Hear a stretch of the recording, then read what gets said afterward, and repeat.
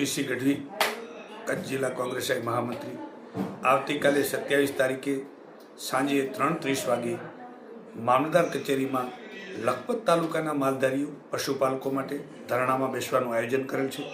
કોંગ્રેસ પાર્ટીએ લખપત તાલુકાના અને અબડાસા વિસ્તારના માલધારીઓ માટે પૂરતો ઘાસચારો મળી રહે, ઘાસડીઓ, ઘાસના કાર્ડ મળે, તાલુકામાં કેટલ કેમ્પો શરૂ થાય, અછતગ્રસ્ત તમામ પ્રવૃત્તિઓ શરૂ થાય અને લોકોને રોજગારી માટે અત્યારે દુષ્કાળની કપરી પરિસ્થિતિ કચ્છમાં સર્જાઈ છે. ત્યારે મારી આપ લખપત તાલુકાના ખાસ માલધારીઓના અગ્રણીઓને વિનંતી છે કે આપ કાલે 3:30 વાગે બિન રાજકીય તમામ લોકોને જેને તકલીફ પડતી હોય તે તમામ કોંગ્રેસના ધરણા ઉપર હાજરી આપશો.